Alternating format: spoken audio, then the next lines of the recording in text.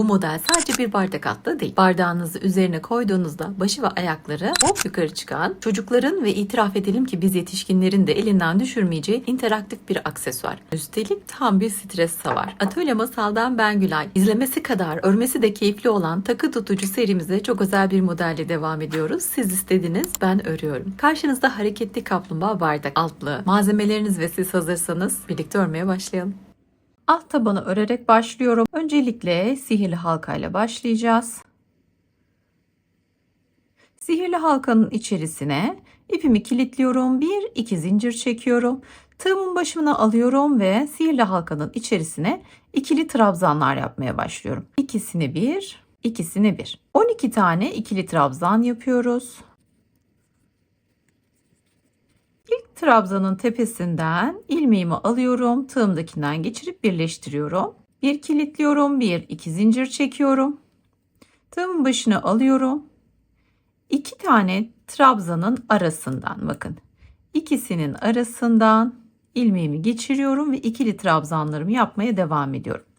Şimdi aynı yere bir tane daha yapıyoruz.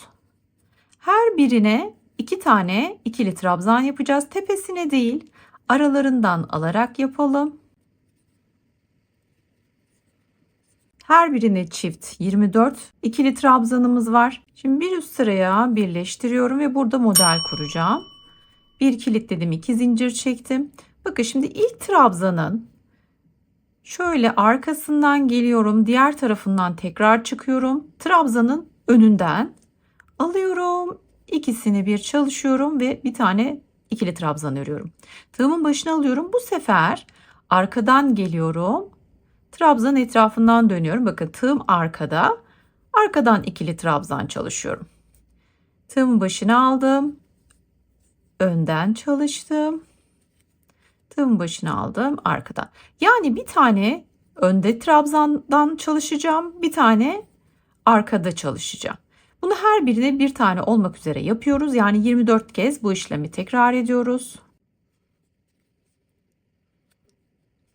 Tüm sırayı aynı teknikle tamamladım. Ön taraftan alarak yaptıklarımıza FPSC, arka taraftan alarak yaptıklarımıza da BPSC.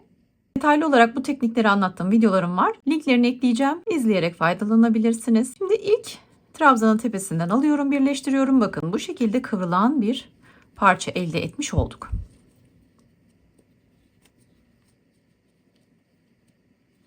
Şimdi kilitliyorum. 1-2 zincirle yukarıya çıkıyorum. İlk ilmeğe bir tane ikili trabzan.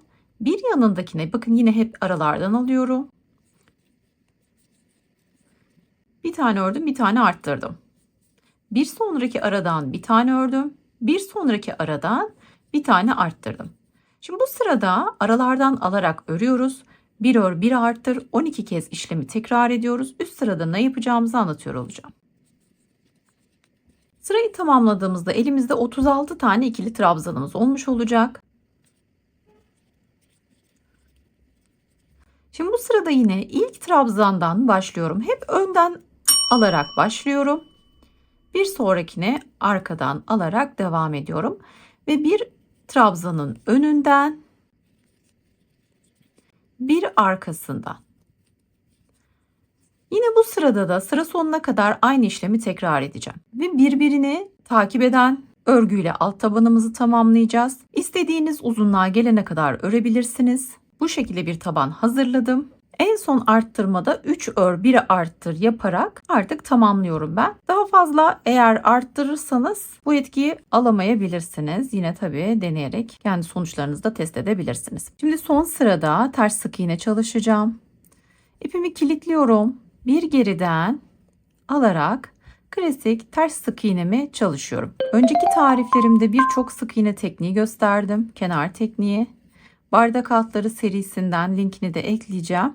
İzleyerek istediğinizi çalışabilirsiniz. Şimdi ben sırayı tamamlıyorum ve kafayla devam edelim. Ayrıca dijital tariflerimiz de hazır. Sizlerin talebi üzerine artık tariflerimi Türkçe, İngilizce ve İspanyolca olarak hazırlıyorum. Videoyu benimle birlikte kendi hızınızda takip edebilmeniz adına tarifi yanınızda bulundurmak isterseniz de dijital mağazamdan tarifini satın alabilirsiniz. Kanal üyesi olarak da ücretsiz dijital tarifinizi indirebilirsiniz.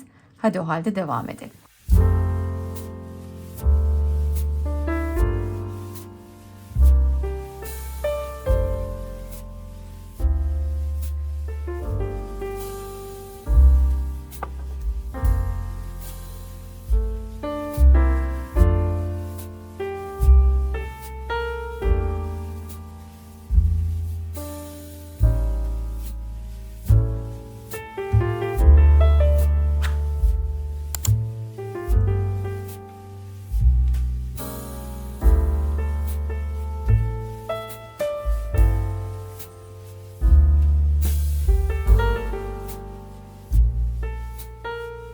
Kafa için sihirli halka ile başlıyorum. Halkanın içerisine 1, 2, 3, 4, 5, 6 adet sık iğne yapıyorum. Bir üst sırada her bir ilmeğin içerisine 2 tane sık iğne yaparak 6 olan sayımı 12'ye çıkarıyorum. Bir üst sırada bir örüyorum. İpimi arada yürütüyorum. Bir yanındakinin içerisine 2 tane sık iğne yapıyorum. Bir ördüm, bir arttırdım. 6 kez tekrar ediyorum ve ilmek sayımı 18 sık iğneye çıkarıyorum. Bir üst sırada 1, 2 örüyorum. Bir tane arttırıyorum. İlmek sayımıza toplamda 6 kez tekrar ederek 24'e çıkarıyoruz. Şimdi 24 sık iğneyi koruyoruz. 4 sıra boyunca sayımızı değiştirmeden örmeye devam ediyoruz. Bir örüyorum, bir azaltıyorum.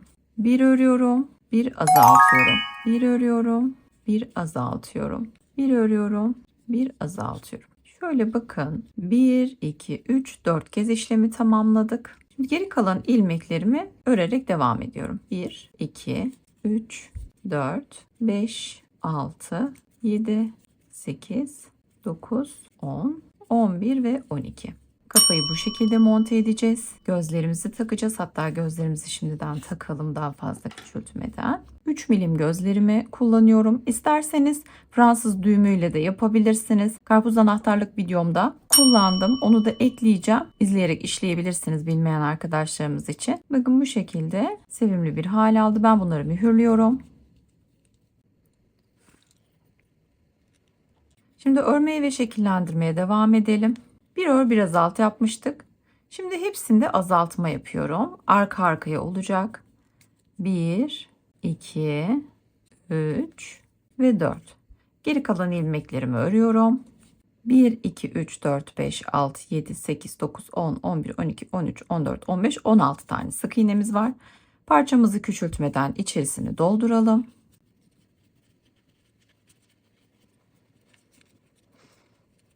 Bakın dolum sonrasında şekillendi. Adeta bir amigurumi bebek ayak ya da ayakkabısı yapar gibi. Şöyle konumlandıracağım. Şimdi örmeye devam ediyorum. Her birine bir sık iğne. Sayımızı değiştirmiyoruz. Toplamda 1, 2, 3, 4 sıra örüyoruz 16 sık iğneyi. Yine bir miktar dolum yapıyoruz. Çok fazla doldurmuyorum. Şimdi ilmekleri karşılıklı olarak birleştirelim.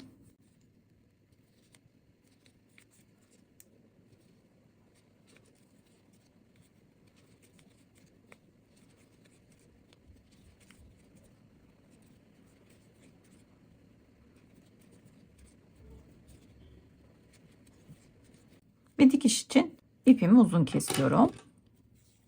Bacaklarla devam edelim.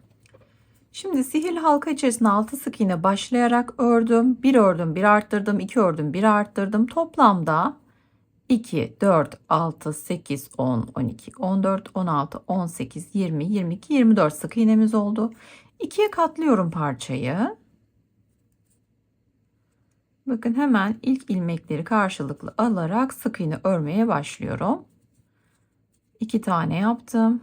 3, 4, 5, 6, 7, 8, 9, 10, 11. Şu sondakini de tek olarak alıyorum 12. Ve bu şekilde ipimi kesiyorum, dikiş için çekiyorum. Toplamda 4 parça öreceğiz. Hangi yönlere çevirerek dikmemiz lazım? Dikiş esnasında gösteriyor olacağım size. Şimdi dikişleri yapalım. Kuyruk detayını örelim. Birleştirmeyle devam edelim. Şimdi kabuk parçası elimde. Daha önce üyelerime sorduğum soru sonucunda aldığım yanıtla devam ediyor olacağım. Siz de kanalıma üye olarak tasarımlarımda fikirlerinizi belirtip sürece benimle eşlik edebilirsiniz. Şimdi örgünün düz yüzü, örgünün ters yüzü. Biz ters yüzüne örmeye karar verdik. Şöyle dokusuyla bence de daha uygun olacak gibi. Siz ne düşünüyorsunuz? Yorumlarda yazın. Zincir çekerek başlıyorum. 1, 2, 3, 4, 5, 6. Minik bir kuyruk yapacağız. Geri dönüyorum, ikinci zincirden bir sık iğne. Yanındakine bir sık iğne daha. Tığımın başına alıyorum. Üçünü bir çekiyorum. Tekli trabzan. Yanına bir tekli trabzan daha. Şimdi de ikili trabzan yapalım. Ve bitirelim. Şöyle bir zincir çekiyorum. Dikiş için ipimi kesiyorum. Buradan kuyruğumuzu tam kenardan dikerek birleştiriyoruz. Şimdi kuyruk dikişimizi kenardan yaptık. Bacakları nasıl konumlandıracağız? Kafayı nasıl konumlandıracağız? Hemen görelim. Kuyruk karşılığında yine bakın şu karşılıklı birleştirdiğimiz yer ters sık iğne yaptığımız kenara denk gelecek. Tam kenardan dikiş yapacağız. Bacakları nasıl konumlandırıyorum? Bakın kimisinin ipi dışarıya, kimisinin ipi içeriye denk gelecek. Onu çekerek dikişini yapacağız. Sihirli halkalarla başladığım taraf kafaya doğru gelecek ve bu aralıklarla dikeceğiz. Dikkat, bacakları kenara değil, içeriden dikiyorum.